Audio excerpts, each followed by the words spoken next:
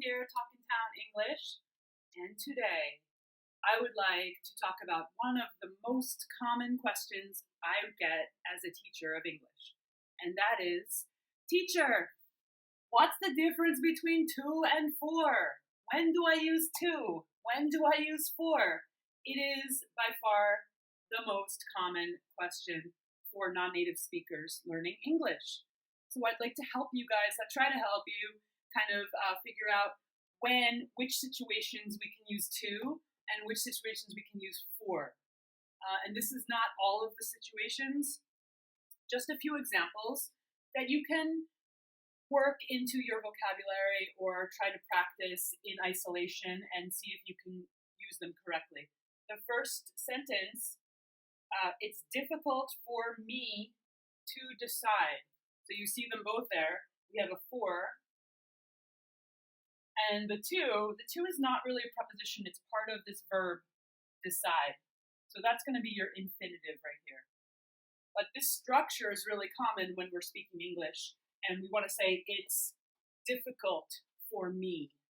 So something is difficult for me. What's difficult for you? I imagine staying home is difficult for us, all of us. So we would say, it's difficult for us to stay home.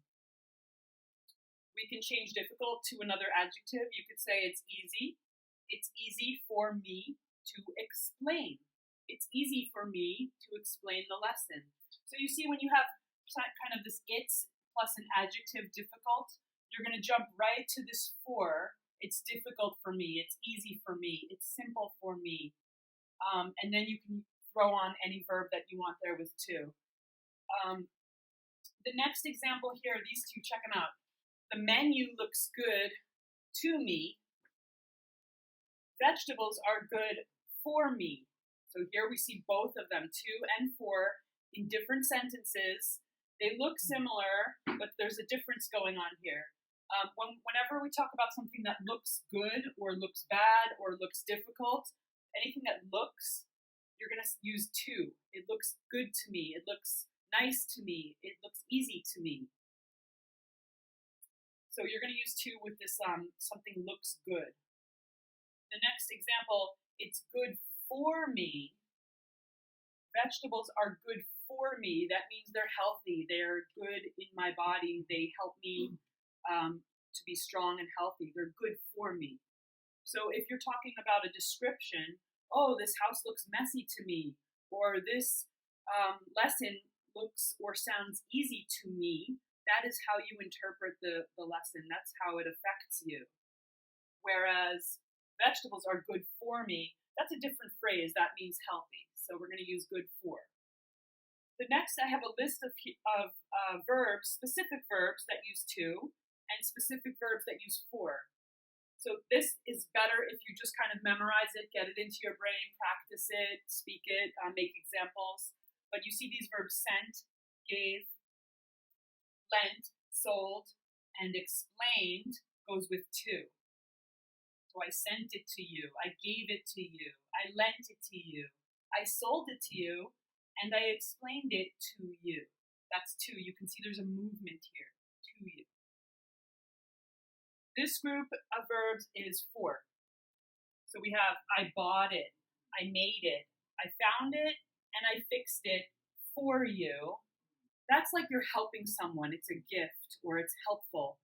It's the purpose why you did it, right? I bought the cake for you. I made the cake for you. So if you're doing something nice for somebody, use for. Over in this 2, it's kind of a movement. You're giving something to somebody. So there's movement there. And in this case, it's the reason that you're doing something. So I hope that helps clear up some of the confusion with 2 and 4. If you have any questions or if you would like to practice, send me a comment, send me an email. I'm here to help. And I hope this lesson helps you out. My Instagram is Talkin' Town English, or you can find me online at talkingtownenglish.com. And I will see you guys back in the classroom real soon. Have a great Tuesday. Bye.